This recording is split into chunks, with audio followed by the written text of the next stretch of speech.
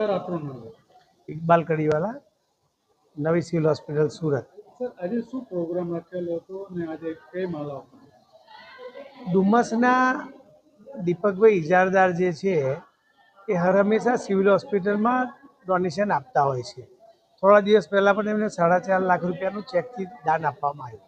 શિયાળાની ઋતુ શરૂ થનાર હોય જેથી જે દર્દીઓ છે જે પથારી વસશે હાડકાના વિભાગમાં એમને 200 બ્લેન્કેટ સિવિલ હોસ્પિટલ ખાતે મોકલ્યા હતા।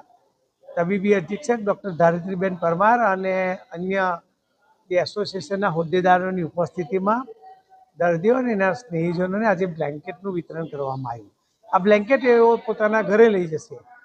મહદઅંશે સિવિલ હોસ્પિટલમાં દર્દીઓ માટે તો સિવિલ હોસ્પિટલ તરફથી બધી જ સુવિધાઓ ઉપલબ્ધ કરવામાં આવે છે, પરંતુ તેઓને એક સારું લાગે કે ભાઈ એમની સાથે કોઈ સ્નેહીજન હોય એને બ્લેન્કેટ ઓઢવા માટે કામ લાગે અને એમને પોતાના ઘરે લઈ જઈ શકશે।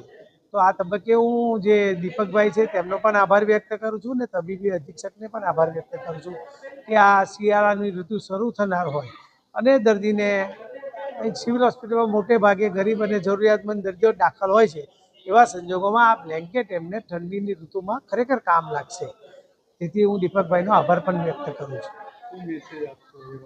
સમાજે એક જ મેસેજ આપીએ છીએ કે તમારે કોઈ પણ દાન કરવું હોય તો સિવિલ હોસ્પિટલ ખાતે કોઈ રોકડા રૂપિયાની જરૂર નથી।